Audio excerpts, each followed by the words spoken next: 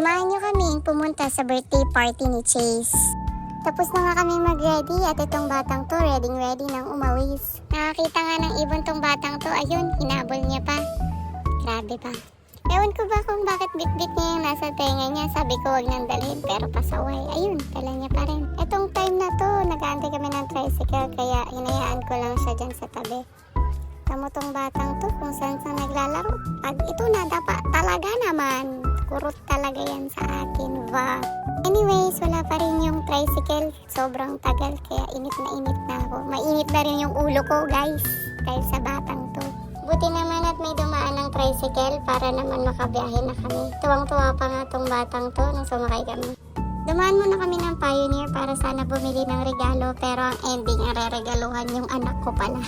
Nagtatry akong maghanap ng ireregalo kay Chase pero wala akong makita. Buti pa si Bella may nakita ng regalo para sa sarili niya. Pagtingin ko nga kay Bella may hawak na siyang laruan. Sabi niya, Mommy, I want it. Nakahanap na ako ng laruan na i-gift ko para kay Chase at ito yon. Nakarinig nga ng kanta to si Bella kaya ayun, sumayaw-sayaw na naman yan siya. Hindi ko na na-videohan pero sobrang haba ng pila kaya ayan yung anak ko nagtatantrums na. Hindi ko kasi binili yung laruan na gusto niya pati yung regalo ko para kay Chase. Sayang naman. Grabe nga yung pagtatampo dito ni Bella kasi gustong-gusto niya talaga yung toy pero sinabihan ko siya na next time na lang. Pero hinihila niya pa rin ako. 12:30 PM yung party pero alauna na neto nung pumunta kami kasi nga nagtantrums yung isa. Umiiyak pa rin nga dito si Bella pero binuhat ko na siya para lang makarating na kami. Pagpasok namin sa Jollibee, wala yung party. Mali pala yung pinuntahan namin. Sinek ko yung invitation dito tapos nakalagay Sheridan Pioneer pala. Kala ko kasi Pioneer lang. Dalawa pala Pioneer dito. My goodness.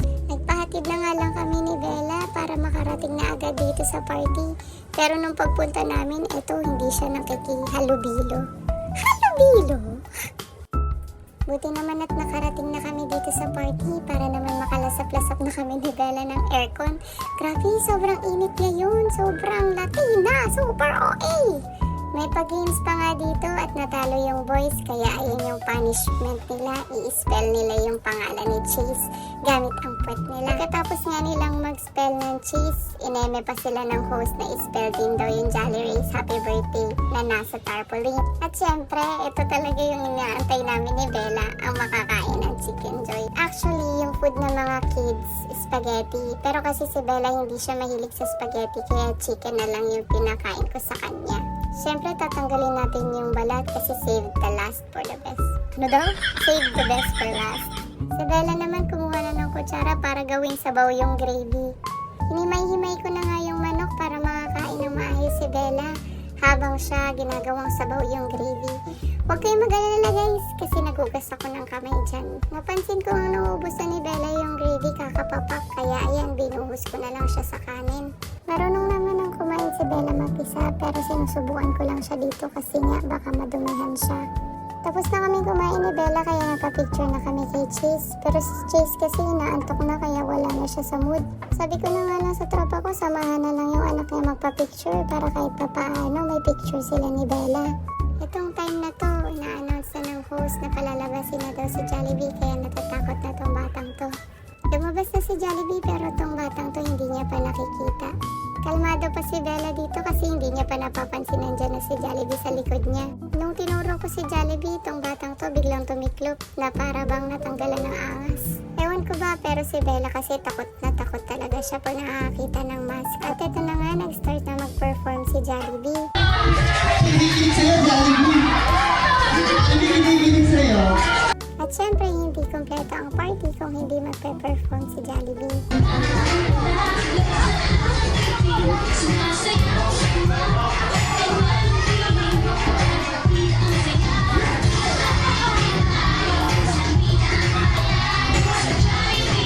Wala ba tayong mga kamay? Parang Jollibee! Pagtapos nga mag-perform ni Jollibee, kinantahan na namin si Chase ng happy birthday.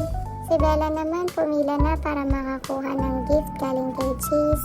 Buti pa si Chase may regalo para sa amin pero kami wala kaming regalo para sa kanya. Sorry na Chase, bawi na lang next year. Tuwang-tuwa naman si Bella, hindi lang halata sa pencil yung laman. Napawaw pa nga yan siya ba? Hindi ko lang na-videohan pero gusto niya yung panlalaki kaysa sa pambabae. Hay naku, di ko na lang talaga alam sa'yo, Bella. Kung Belo ka or Bella. Charis. Tingnan mo tong batang to, nakuha niya na yung gusto niya. Kanina niya pa kasi gustong sakyan yung motor na yan. Busy lang yung ninong niya para makapagpaalam siya. At dito na nagtatapos yung party. Hindi na ako nag-video kasi pagod na ako. Bye!